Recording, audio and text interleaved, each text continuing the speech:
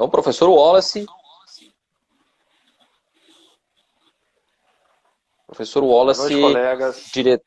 diretor de Segurança da Informação do Tribunal de Contas do Estado de Santa Catarina. Então, vamos começar a tratar sobre LGPD nessa palestra de hoje, sob um ponto de vista bastante técnico, né? Mais técnico sobre os processos de adequação. Professor Wallace, eu acho que eu estou com eco do... Deixa eu só verificar aqui. Não, Deixa eu ver se não é o meu. Professor, aqui eu só estou com o dispositivo conectado agora. Acho que agora... Estou me ouvindo ainda. Mas... Será que é aqui ou é aí? Pois é, professor, aqui eu só estou com esse dispositivo, só estou com o meu celular conectado, tá? É aqui também. WhatsApp, não? Não. Não, mas vamos tocar dessa maneira, porque pode ser que seja só aqui, né? Eu aqui não estou te escutando. Eu estou te escutando bem, tá tranquilo aqui. Ah, perfeito. Perfeito. Tá certo. Então, a aula de hoje, né, a palestra de hoje, trata sobre LGPD, trata sobre processos de adequação. Então, nós preparamos aqui um mini programa para hoje que abrange etapas de adequação, né, e explicar um pouco, né, sobre essas etapas, o que são essas etapas, como funciona, qual a importância dessas etapas do processo de adequação. Claro, a gente começa falando sobre a necessidade de adequação, né? As empresas, elas hoje estão bastante apreensivas, né? Muitas empresas estão bastante apreensivas sobre a vigência da LGPD, e aí a gente teve toda essa dificuldade de saber quando é que a lei vai entrar em vigor, quando é que não vai, e agora a gente sabe que ela entrará em vigor em agosto mesmo, né? Em agosto desse ano. E aí isso gerou uma certa insegurança, uma certa apreensão. No entanto, a gente tem falado durante as nossas apresentações que muito mais do que se preocupar com LGPD é o momento da empresa se preocupar com proteção de privacidade. A privacidade ela é protegida independente da LGPD, ela já era protegida antes da LGPD. O que a LGPD vem trazer são instrumentos, né, protetivos no que diz respeito aos dados, que são parte da privacidade, né, os dados pessoais que são parte da privacidade. Então, a empresa, ela não vai acordar para a proteção da privacidade agora por conta da LGPD. Né? Muitas empresas já se preocupam com proteção da privacidade e segurança dos dados.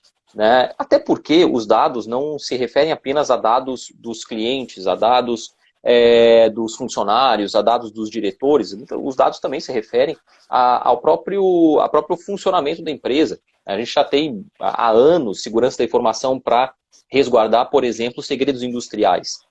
Se a gente for observar como funciona todo um processo de elaboração do design de um novo carro, por exemplo, ele já é todo sigiloso para que aquelas informações não vazem, e tudo isso é feito mediante implementação de diretrizes de segurança da informação. É claro que agora a gente tem uma preocupação com aquilo que está fora, né, com as pessoas que estão fora da empresa, né, com um ativo da empresa que é o consumidor. Tá? Mas a preocupação com privacidade e a preocupação com proteção de dados, ela não é nova, né? E ela está muito relacionada ao aprimoramento da relação com o cliente. Você respeitar a privacidade do cliente é importante, né, do ponto de vista da sua relação com esse cliente, por conta da reputação da empresa. Né, a empresa que se envolve em incidentes com frequência, incidentes de dados, ela vai ter uma mancha na sua reputação. E aí, quando a gente está falando de uma empresa muito grande, né, muitas vezes ela absorve esse impacto. Agora, quando a gente está falando de empresas menores, talvez isso seja muito mais difícil. Né? Então, às vezes a gente olha, mas o Facebook teve vazamento lá, teve dados que... Né, e o Facebook continua aí. No entanto, o Facebook é uma empresa gigantesca. Né? Ela absorve impacto, teve que pagar multa por conta lá do escândalo que se vê lá no Privacidade Hackeada, questão das eleições, etc. né, se mantém porque é uma empresa muito sólida. Agora, se for uma empresa pequena, uma média empresa, será que ela vai conseguir lidar com o impacto de uma violação de dados, de um incidente envolvendo dados? Me parece que é bem mais complicado nesse sentido. E só depois disso é que vem as sanções, né, e o risco jurídico. Né? As sanções que não são só as sanções da LGPD, a gente vai ter uma série de sanções no âmbito do direito do consumidor também, né? E uma possibilidade de ações judiciais diversas em vários campos, né? Mas principalmente no campo do direito do consumidor também. Então não é só uma preocupação com LGPD, é uma preocupação com privacidade, com o cliente, com a reputação e com o risco jurídico que tende a aumentar se a empresa não implementar diretrizes de segurança, né, professor Wallace?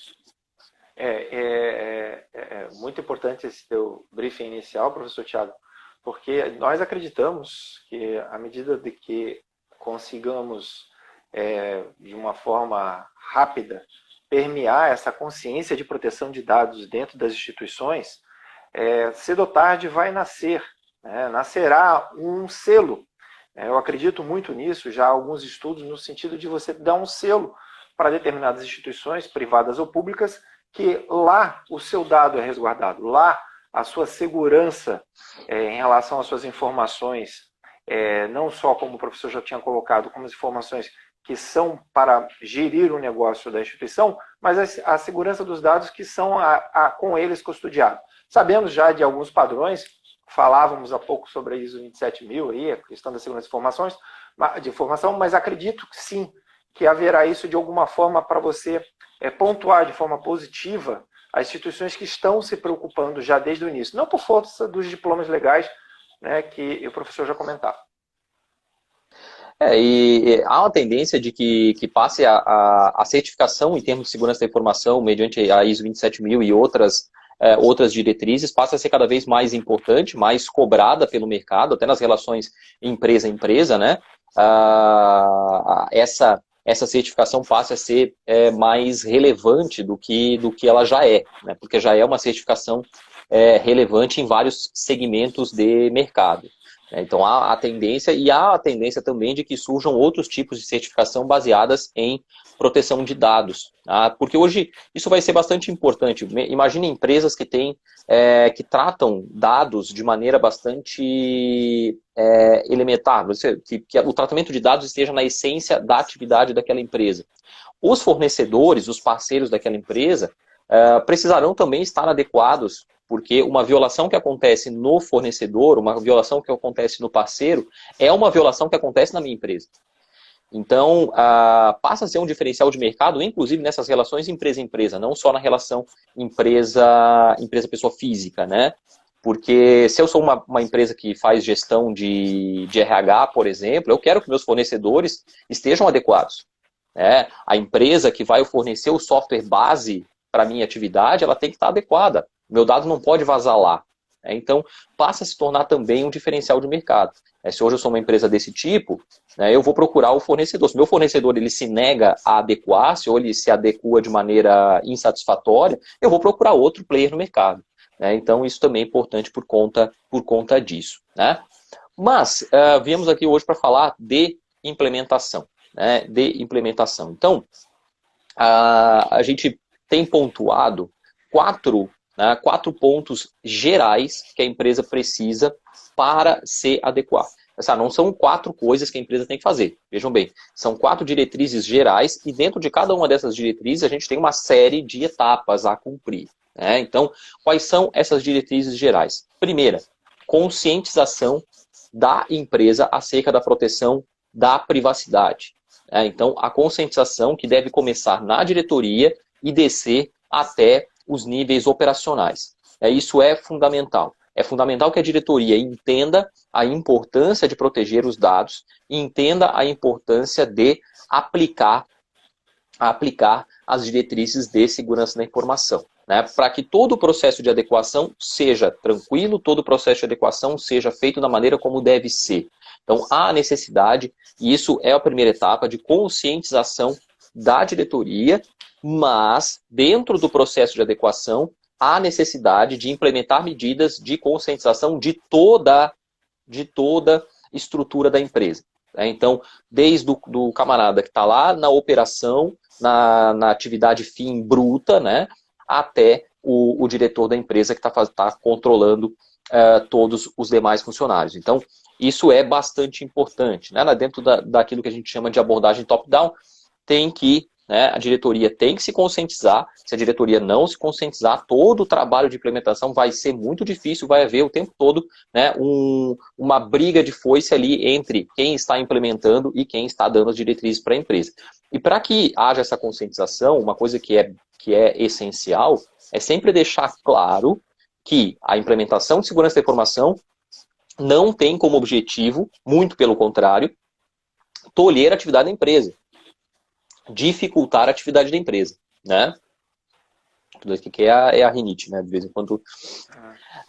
Então não tem objetivo de maneira nenhuma tolher a atividade da empresa. O próprio GDPR, né, estabelece lá, a legislação europeia, estabelece logo no princípio que o objetivo da legislação de proteção de dados é, ao mesmo tempo, dar proteção aos dados pessoais e viabilizar a utilização dos dados.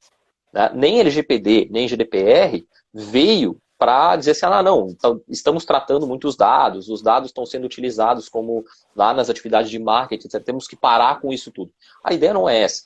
A ideia é que se mantenha os modelos de negócio que utilizam dados, no entanto, conferindo maior segurança para esses dados. Professor Thiago, pegando na mesma esteira que o professor colocou a questão da conscientização, rapidamente uma fotografia lá da nossa instituição, dentro do Tribunal de Contas hoje do Estado de Santa Catarina, nós temos uma diretoria de tecnologia da informação, que é a qual eu ocupo. Dentro da tecnologia da informação, nós temos 4 coordenações embaixo: desenvolvimento, banco de dados, infraestrutura e service desk, que faz atendimento efetivo com os usuários internos e externos. E para ilustrar bem aquilo que tu colocaste sobre conscientização, há um comitê gestor de proteção de dados, certo? Que abrange não só a DTI, que é a Diretoria de Tecnologia de Informação, a qual eu sou titular, mas também abrange todas as outras diretorias, porque o processo, como muito bem o professor colocou, é top-down. Então, não é exclusivamente a atribuição da tecnologia da informação cuidar disso. A instituição como toda, as boas práticas, como o professor falou, a questão dos anéis de segurança, que é preconizada já pela ISO 27000, a questão da conscientização da engenharia, da engenharia social, da questão da mesa limpa, tudo isso já preconizado na ISO, isso tudo de alguma forma, de uma forma bem palatável, colocado isso aos nossos servidores, a questão de troca de senha, né, de tempos em tempos, todas as rotinas, todos os arcabouços de informações, cuidado com phishing, com e-mail, enfim. Então, o que o professor coloca, essa necessidade como item 1, como pontapé inicial, essa conscientização, ela é importantíssima, sair, inclusive, da TI. Ela não pode estar dentro da instituição. Então, se hoje uma instituição menor, que ela tem uma pessoa responsável pela rede, não fique só nelas. Ela pode dar o pontapé inicial, ela pode ser, então, a grande pedagógica da situação como um todo, junto com a alta administração da empresa. Mas que isso fique com uma equipe, inclusive, como sugestão multidisciplinar. Porque todos os fluxos, e aí nós vamos falar daqui a pouco, né, professor, rapidamente, todos os fluxos informacionais que tiverem dentro da instituição, se eu tiver pessoas que estejam justamente representando essas áreas que passam, elas vão identificando os gargalos e as sensibilidades onde, eventualmente, a informação pode vir a vazar, vir a não ter o aspecto da confiabilidade. Exato, exato. E aí, desse primeiro ponto, a gente já puxa o segundo ponto, que é a mudança de comportamento. Não adianta a empresa se comprometer com o processo de adequação para que ele seja um processo, para que esse processo implementado seja apenas formalmente implementado. Então, há a necessidade de que a empresa entenda a importância de estabelecer as diretrizes, fazer as alterações lá no pátio tecnológico, fazer as alterações estruturais na estrutura da empresa, na estrutura física da empresa, mas que se comprometa em manter. Esse é um tipo de processo contínuo. A proteção dos dados é um processo contínuo. É mais ou menos o pessoal lá do ambiental tem o PRAD, né? Então, se vai lá o Ministério Público, ó, tem que fazer um PRAD, né? Um plano de recuperação de área degradada. Não adianta nada você implantar aquilo lá e ficar deixando depois cortar, né, as ervas que não são nativas, etc., e depois ficar deixando crescer aquilo lá, né? Tem que ser, né, um compromisso contínuo da empresa. Então, há necessidade de mudança de comportamento. É claro que, para quem está fazendo o processo de adequação, é sempre essencial que entenda a empresa. Essa é uma dica valiosa, você precisa entender a empresa. Você precisa entender o modo como a empresa funciona, precisa entender a cultura da empresa, precisa entender os processos de negócio da empresa. Você precisa entender porque você, volto a dizer, você não pode interferir com a segurança da informação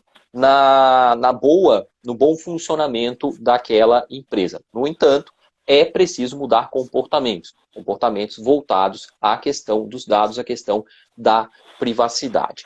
Em seguida, a gente tem análise de riscos, análise de riscos, que é essencial, é uma exigência da LGPD, a gente já vai tratar sobre isso, né? A análise de risco, a descrição dos riscos e a conexão com as medidas protetivas é uma necessidade. Há um documento, né, obrigatório dentro da LGPD, que é um documento de avaliação de risco, certo? Então, isso é essencial. Não existe processo de adequação à LGPD sem avaliação de risco. Né, professor Wallace?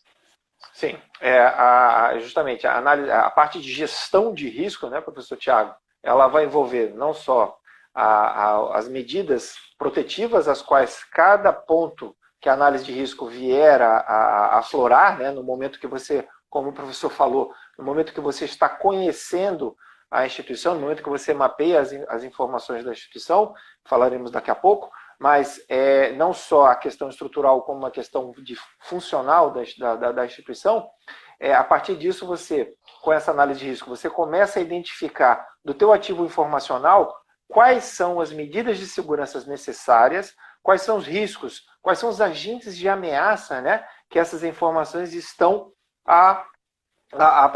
numa probabilidade, aí a gente fala sobre impacto e probabilidade na análise de risco, para a identificação, e aí você começa a mensurar, você começa a pontuar essas informações, onde, no final, a partir sim de uma análise de um risco residual, a instituição vai identificar. Bom, daqui para lá, o nosso, vamos dizer assim, o que nós temos de receita não condiz com tanta segurança assim. E aí você começa a coadunar o teu nível de receita versus o teu ativo informacional. Até onde podemos ir? Até onde podemos investir em segurança da informação? Um erro bastante comum desses processos de adequação, a gente tem percebido uma outra vez, o consultor apresentar um pacote pronto de segurança da informação. Né? Então, a empresa precisa fazer isso aqui. Né? Você chega na empresa com o pacote pronto, né? Pulando a etapa de conscientização, pulando a etapa de comportamento. Né? Você chega com e pulando a etapa de avaliação de risco. Você chega com o pacote pronto. Isso pode gerar uma série de problemas. Né? Esse pacote ele pode simplesmente não estar no budget da empresa, né? Então você chega lá e exige a contratação de um hardware de firewall lá, etc, tal, que custa não sei quanto. Bom, a empresa não tem, né, não tem como fazer. E aí você não tem alternativa, porque você apresentou um pacote pronto, né? E tem o risco de você fazer a empresa gastar mais do que precisa. Tá? E isso é fundamental. Você não pode fazer com que a empresa gaste mais do que é necessário. E para que você saiba o quanto que é necessário, você precisa avaliar o risco que aquela empresa está submetida, o risco ao qual ela está submetida. Se você não avaliar o risco, corre um grave risco, né? Uma grave possibilidade, ou de você fazer com que haja implementação de medidas aquém do necessário, ou de você fazer com que a empresa invista em soluções a mais do que o necessário. Então você pega, de repente, um comércio um comércio pequeno que não se preocupa tanto com cadastros, né? Faz a venda direta já pegando poucos dados. Aí daqui a pouco você chega lá, vamos botar um servidor aqui, vamos pegar esses dados, contratar um serviço de cloud storage e vamos colocar aqui, né, um hardware para controlar. A empresa não tem nem mal guarda dados, né? Mal guarda dados. É uma empresa que o negócio dela não é um negócio estratégico, né? Se ela tiver o banco de dados sequestrado, ela continua funcionando, né? Porque há empresas, né? E quem faz esse tipo de coisa, né? Quem age dessa maneira maliciosa sabe. Há empresas que precisam essencialmente do seu banco de dados. Há empresas que não precisam tanto assim. O cara não vai atacar uma floricultura, por exemplo. O cara não vai sequestrar um banco de dados, uma floricultura, para fazer chantagem com os caras, que os caras vão continuar trabalhando ali. Os caras vão continuar trabalhando. Quer dizer, não vai. Há uma possibilidade muito menor do cara atacar do que atacar uma empresa de contabilidade, por exemplo. Ou um hospital, uma clínica, que precisa do banco de dados. E isso, então, faz parte dessa avaliação de risco. Você vai sugerir medidas de segurança da informação de acordo com as características da empresa e com as características do risco ao qual ela está submetida. Correto? Então, essa é uma etapa essencial, é uma etapa que não dá para pular, é uma etapa, né, fundamental. E, por fim, né, a gente tem a etapa de adoção de medidas de segurança. Então, vejam, a adoção de medidas de segurança é a última etapa. É a última etapa. Depois que você fez a radiografia da empresa, você entendeu a empresa, você entendeu por onde circulam os dados na empresa, quais são os dados, né, aonde está o risco, é que você vai implementar as medidas de segurança que a gente vai tratar ainda hoje, né? Então, dentro das etapas de adequação, você vai começar sempre com a abordagem de conhecimento. A abordagem de conhecimento da empresa, que começa com o que a gente tem chamado de etapa de análise. E essa etapa de análise, ela começa com os mapeamentos. Tá? Começa com os mapeamentos. E aí entra algo que se chama de gestão por processo. E aí eu quero que o professor Wallace, que é muito mais vivenciado, né, na questão da gestão de processos, explique o que é gestão de processos e qual é a importância da gestão de processos para uma empresa. Ok, professor. Então, na verdade, a metodologia utilizada por diversas empresas hoje para justamente buscar o seu conhecimento e analisar esse fluxo informacional é a utilização do BPM, né, do Business Process Model, ou gestão por processo. É interessante, e toda vez que a gente vem a conversar dentro de uma instituição e perguntar para ela como é que é o fluxo informacional da tua instituição. Eu quero saber assim, quais são as atividades que determinados setores da tua instituição, da tua empresa, faz. Qual é a informação, qual é o legado que cada atividade dessa passa para outra atividade, passa para um outro ator. Quer dizer, é a partir do mapeamento dos processos da instituição, de forma holística, de ponta a ponta, que eu começo a identificar exatamente qual é o DNA da instituição. Então, no momento que eu consigo, já de pronto, verificar os silos, né, informacionais que existem na instituição, eu começo, inclusive, a aumentar não só a segurança da informação, como a partir dali nós conseguimos, de forma coadunar a questão de segurança, né, porque eu estou setorizando o acesso àquelas informações. Esses atores aqui que estão trabalhando com esse processo, com essa atividade efetivamente, precisa realmente passar por todos eles essa informação? É um checklist apenas que ele dá?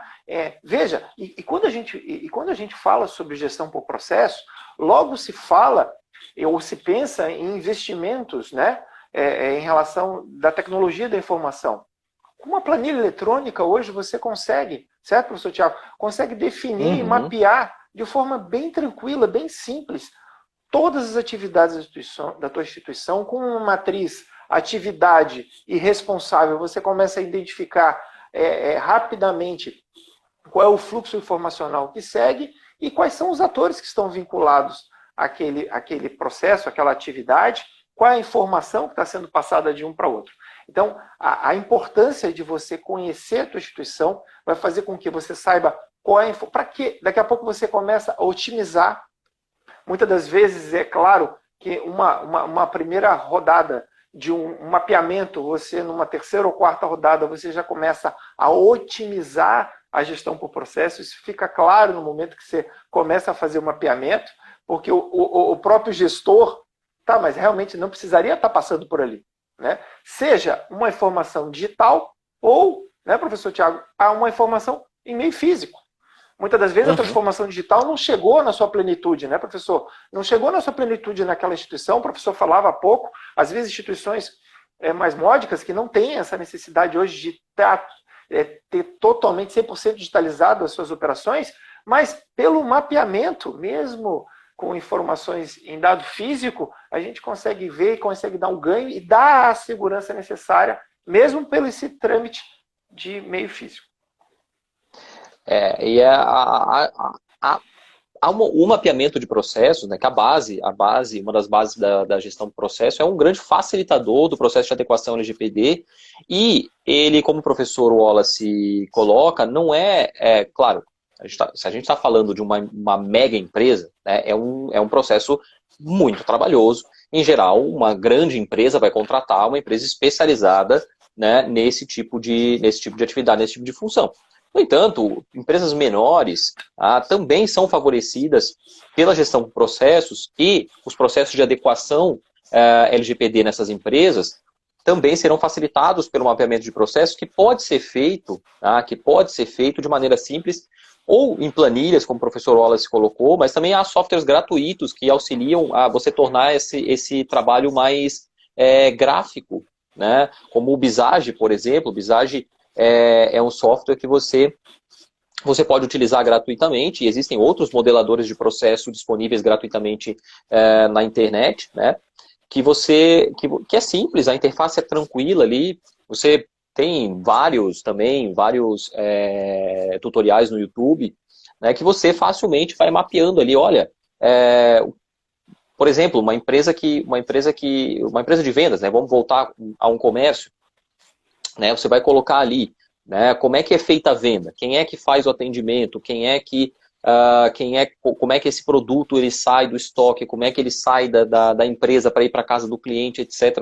Esses processos, né, o como funciona a empresa. Quando a gente está falando de processo, é o como funciona a empresa, como que cada atividade da empresa ela se desenrola, né, e é importante que se saiba isso, porque se você sabe como a empresa funciona, quem faz o quê, como que se faz, por onde são transmitidas as informações, você vai saber aonde estão os dados.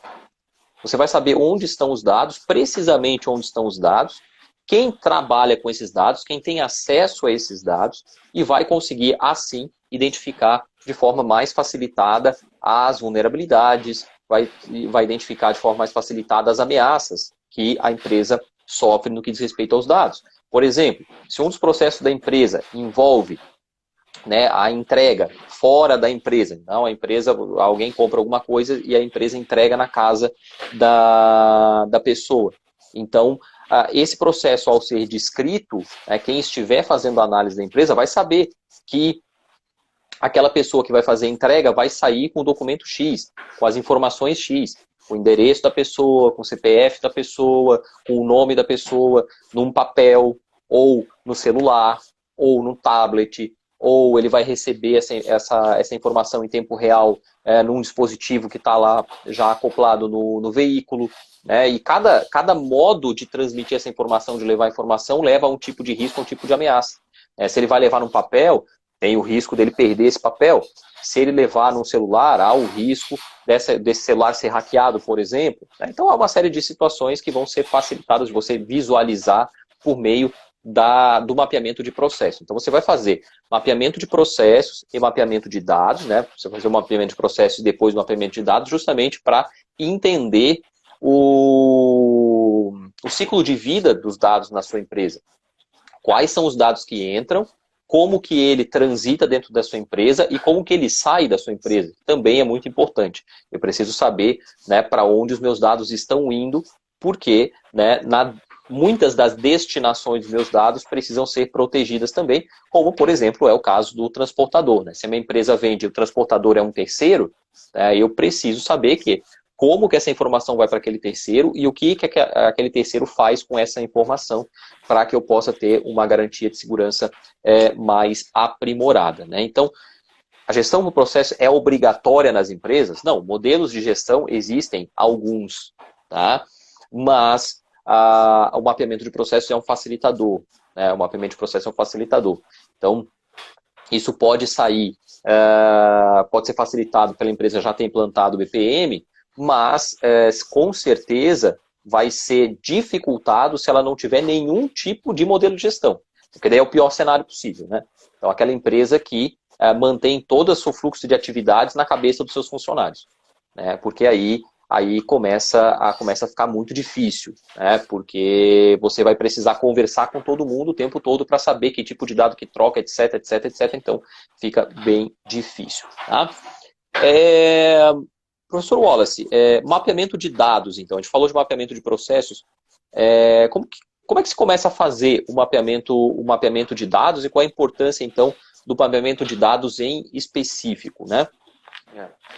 Professor Thiago, quando você, então, começa a ter um diagrama onde você identifica por onde que esse fluxo informacional nasce e termina em determinados setores, você começa, então, a identificar quais os repositórios que você usa.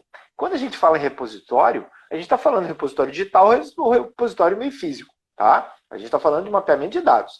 Então, a partir do momento que você tem em mãos as atividades que são desempenhadas, as informações que são elencadas de uma atividade para outra, você começa a identificar grandes nichos de repositório. É comum aí, para uma empresa que já partiu para o digital, você encontrar dentro das instituições, a partir desse mapeamento, vários microbases de dados.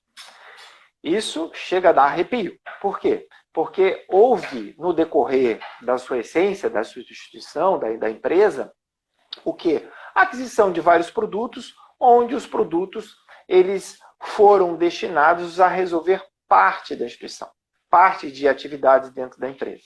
E aí, óbvio...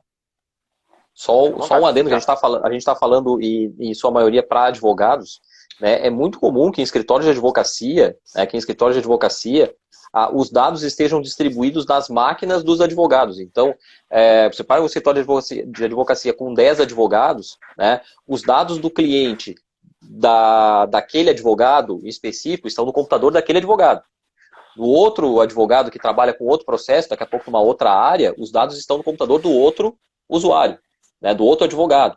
E às vezes no do estagiário, no do advogado empregado, do sócio, etc. Então aí que vai surgindo esses micro banco de dados, né, todos espalhados na empresa, né, e que vai dificultar o processo inteiro. E vale lembrar, fazendo esse grande parênteses aqui na fala do professor Wallace, escritórios de advocacia precisam se adequar.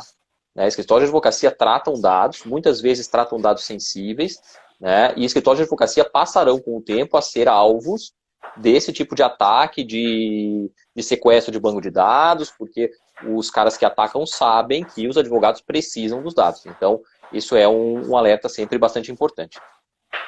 Então, professor, para finalizar essa questão dos nichos, desses, né, micro bases de dados que acabam acontecendo dentro de uma instituição, o professor bem colocou, muitas das vezes cada advogado tem a sua base de dados e aí o financeiro, né, o faturamento, tem uma outra base de dados. Então, a necessidade de fazer esse mapeamento é justamente essa descoberta, né? Vem à superfície essas micro bases de dados e aí faz-se, então, o quê? Um trabalho na tentativa de a integração dessa informação. Por quê, professor? Ao momento que eu consigo integrar essas informações numa única base de dados, e o professor lembrou bem, não é só base de dados estruturada, não é base de dados só onde está sendo aplicado um RP, um sistema jurídico. É uma base de dados também base de dados não estruturada, base de dados de documentos digitalizados, certo? Base de dados de informações, a próprio arcabouço de e-mails que você troca com o teu cliente. com as partes de um determinado processo. Isso é importantíssimo, você ter um repositório específico, né? Separar esse repositório dos teus e-mails particulares, do repositório dos e-mails que eventualmente você trata de um negócio, você trata de um determinado cliente. Isso é importantíssimo, porque vai ser a partir dessas microbases de dados, seja de dados estruturados, alimentadas e consumidas por um sistema específico, um sistema informatizado, ou de uma base de dados não estruturada, né? Onde você vasculha através de algum indexador ou através de uma procura mesmo, né? Manualizada de um dado digital, é que você vai ter aí sim esse ativo informacional em mãos. E aí sim aplicar, como o professor colocou, a análise de risco necessária para cada informação. O investimento necessário. Vamos supor, o professor colocou sobre a questão de uma floricultura. Às vezes, a base de dados ali, a pessoa que compra uma flor em um determinado local, ela não vai voltar para comprar, quiçá, que venha, mas ela não venha, certo? Agora, veja a questão do e-mail. Foi através do e-mail que o consumidor que fez via aplicativo lançou já as informações inerentes ao seu endereço e ao endereço de entrega, muitas das vezes, né? Olha aqui, pegando o gancho que o professor falou, quer dizer, o e-mail passa a ser o de mais valor para aquela floricultura. E a base de dados, como tu dissesse mesmo, Wallace, eu fiz ali só o faturamento, só para emitir o cupom fiscal e deu. Eu não preciso mais dessa informação, eu nem sei se ele volta aqui na minha empresa ou não. Agora, olha quão rico e precioso é o e-mail, né? O banco de dados de e-mail. Então, e aí, o professor já terminou falando da análise de risco, a gente passa então, depois dos mapeamentos, a análise de risco, né? O mapeamento ele existe para a gente que faz o processo de adequação, justamente para que a gente possa avaliar o risco, a gente possa identificar, e assim, análise de risco, você vai identificar as vulnerabilidades, vai identificar as ameaças, né? Então, vai cruzar vulnerabilidades e ameaças com o conhecimento sobre o negócio para então classificar o risco de cada situação dessa de vulnerabilidade. Então essa etapa é a etapa onde agora você vai identificar onde estão as principais possibilidades de ocorrer algum tipo de problema com o dado.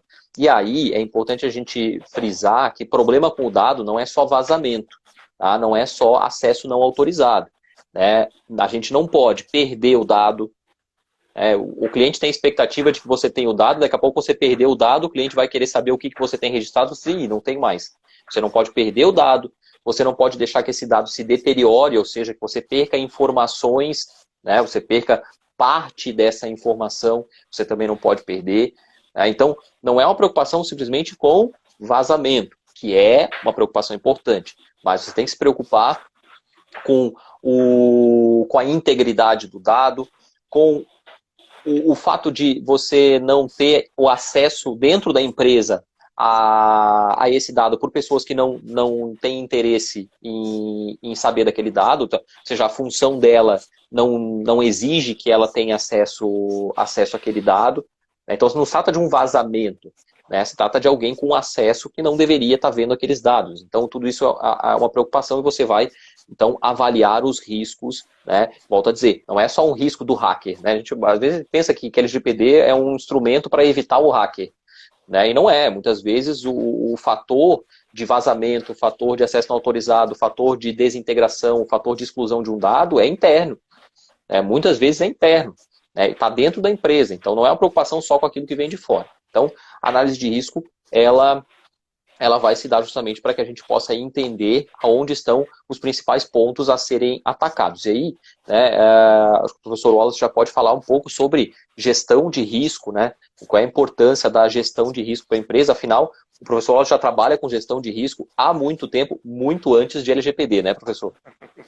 Exatamente. O professor colocou justamente essa questão, né, que às vezes nós ficamos muito presos à questão de sermos invadidos, né, sermos hackeados, como o professor colocou, e essa informação ser vazada de forma sem o nosso consentimento.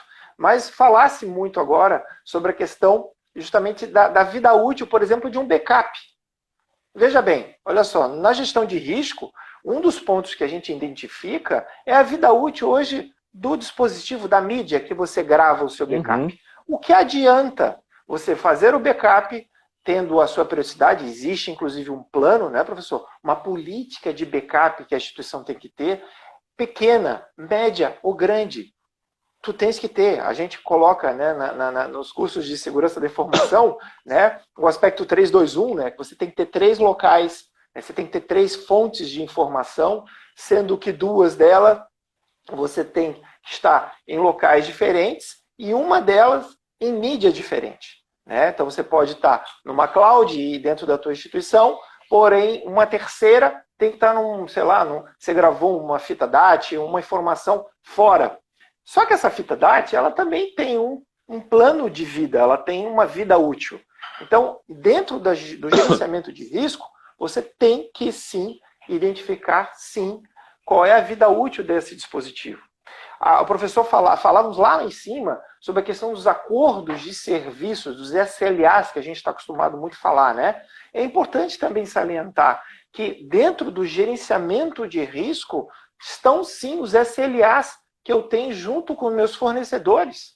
E é a partir desse SLA que eu sei as janelas de mudanças necessárias que são feitas. Então, vamos supor, eu tenho um produto, um RP dentro do meu escritório, que há uma necessidade de manutenção, de atualização de versão. Então, olha, eu não sou da área de TI, eu tenho aqui o meu escritório, e eu preciso que o sistema jurídico seja atualizado. Quem é que faz a atualização desse sistema? Qual é a hora que é feita? Bom, essa atualização está atrapalhando o backup diário, né? Esse backup, que ele é diário, não é full, com certeza ele é incremental, que se eu perder, né, essa informação, aí começamos a falar, né, sobre a questão da disponibilidade das informações. Qual o tempo mínimo necessário que eu tenho para reativar caso todo o meu sistema caia? Qual é o SLA que eu tenho com essa empresa? Essa empresa ela vem, disponibiliza isso de forma atualizada, né? Então, no gerenciamento de risco, os acordos, a questão da periodicidade dos meus backups, a questão da vida útil de todo o meu parque tecnológico, para que eu saiba, né? A parte de PETs, que hoje são, o que é os PETs, né? Que a gente atualiza os nossos sistemas operacionais, atualiza os nossos antivírus, atualiza os nossos firewalls, que são os nossos, vamos dizer assim, o que a gente chama de firewall, os nossos muros de fogo, né? O que evita, né, que de forma indesejada seja acessadas as nossas fontes de dados, tá? Então, essa avaliação desses vários aspectos, aí, o professor Wallace pontua alguns aspectos, né? Mas são diversos aspectos, diversas pequenos detalhes, muitas vezes pequenos detalhes que precisam ser observados dentro do funcionamento da empresa, dentro da empresa, espaço físico, a gente fala dos processos, mas também está falando de espaço físico da empresa, que muitas vezes vão gerar vulnerabilidades que precisam ser contornadas, né? Vão gerar vulnerabilidades, você precisa avaliar o risco dessa vulnerabilidade para contornar. E muitas dessas coisas são simples de resolver, né, professor Wallace? A gente tem, muitas vezes, o cara não tem muito entendimento de como é que funciona um servidor, ou de como é que tem que ser o acondicionamento desse servidor. Então a gente vê muitas vezes um servidor de empresas que não são empresas...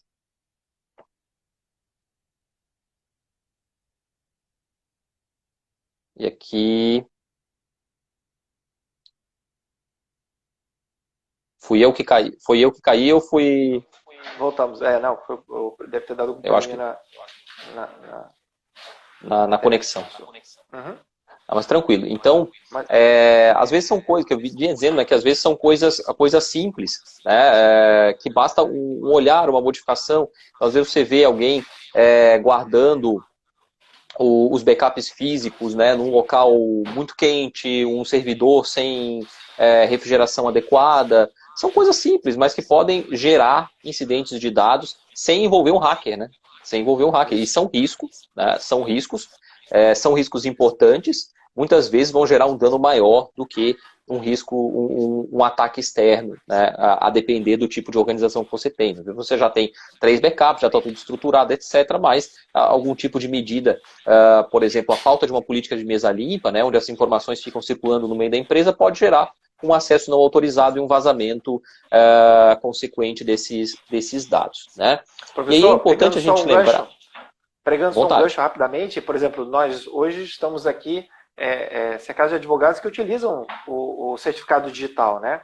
O quão é comum você chegar num escritório, o certificado digital já está plugado na máquina, né? O certificado digital é a sua assinatura, né? Eu sei que os outros conhecem muito bem a utilização, mas o quão é importante, né?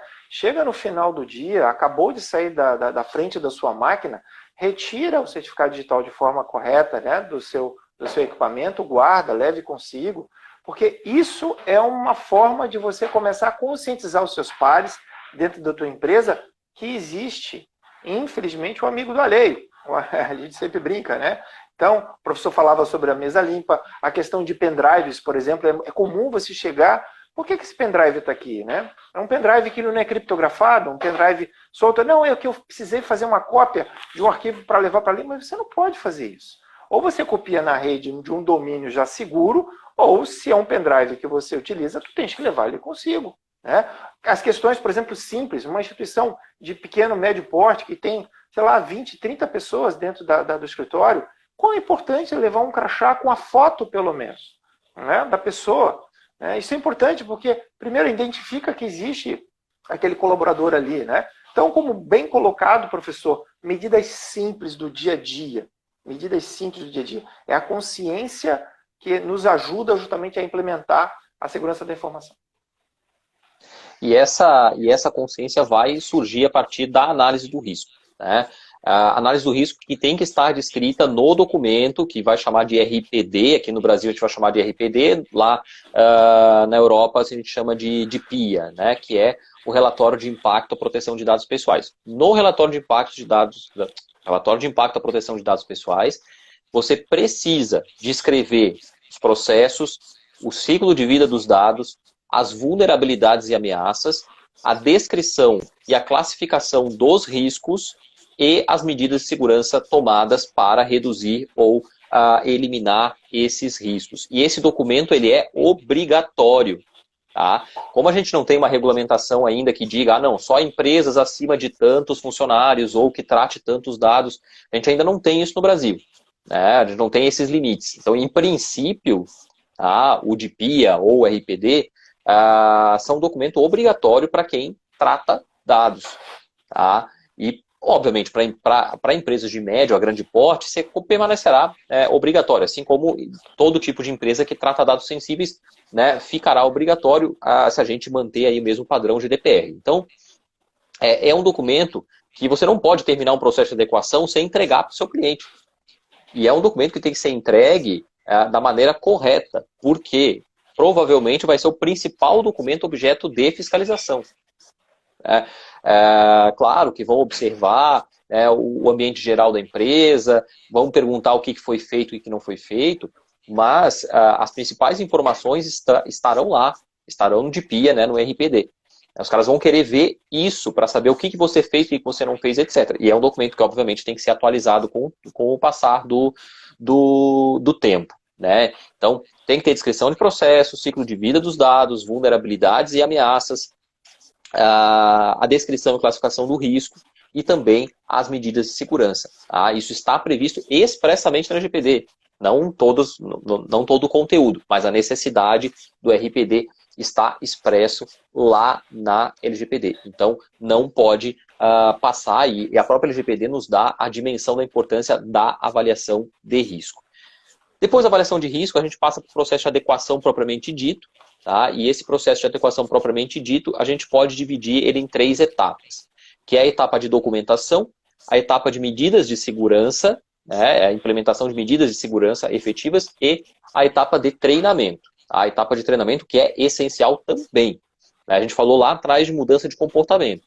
Né? Então o treinamento é importante nesse papel de mudança de comportamento.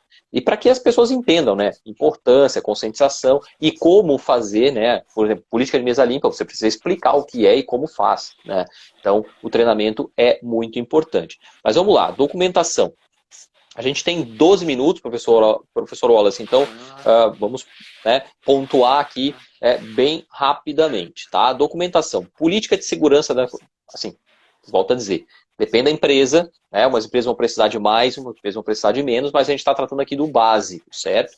Política de segurança da informação, manual de boas práticas em segurança da informação e proteção da privacidade, política de privacidade e revisão dos contratos.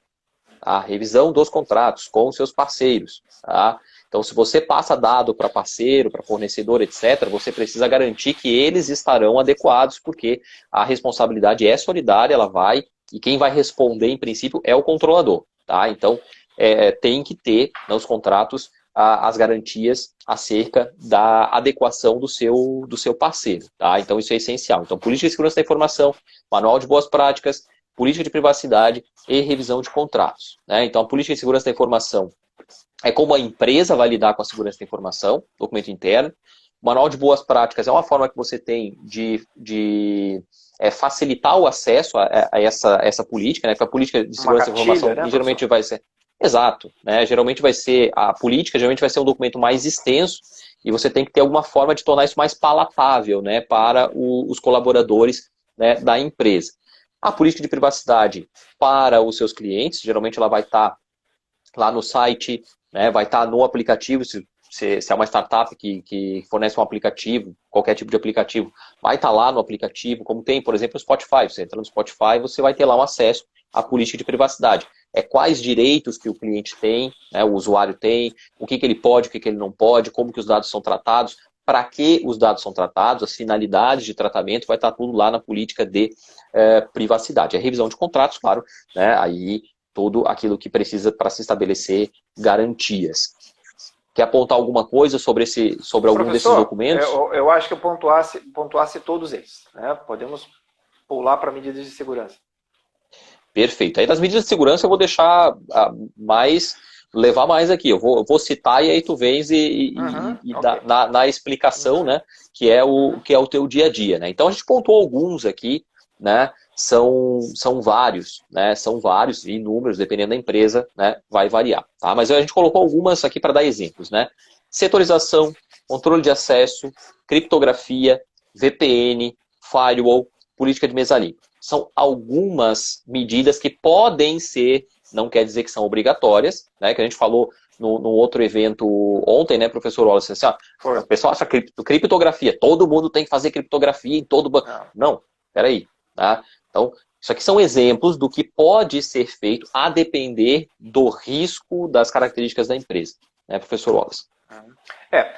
Bom, a setorização, muitas das vezes a gente faz a setorização não só por software, mas também em meio físico. Quer dizer, você pode, dentro de uma instituição pequena ou média, você definir que determinadas pessoas só vão ter acesso a determinados locais físicos da instituição.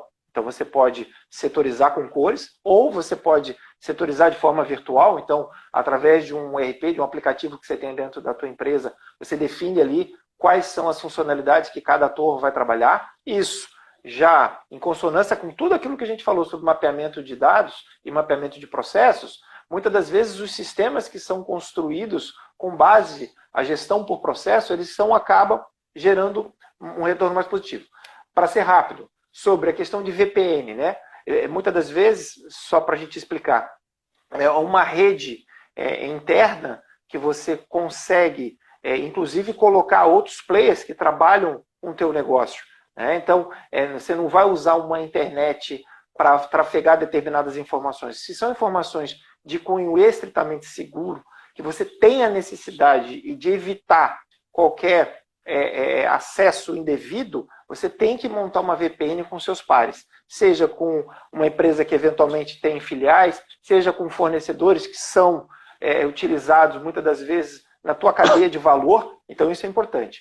E o firewall que a gente falava há pouco, muitas das vezes pode ser uma appliance, que é um equipamento que você coloca dentro da tua instituição com o objetivo de dentro dele, tem diversos softwares que trabalham e com diversas assinaturas.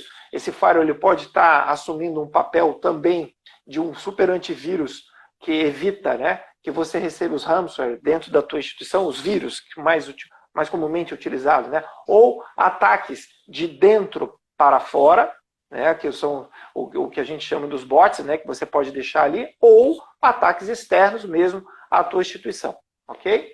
A política de mesa limpa a gente falava há pouco, justamente é o quê? No momento que você está finalizando o teu trabalho, de você fazer a salvaguarda das informações que porventura são físicas, estão dentro da sua respectiva gaveta, o próprio certificado digital que eu falei há pouco.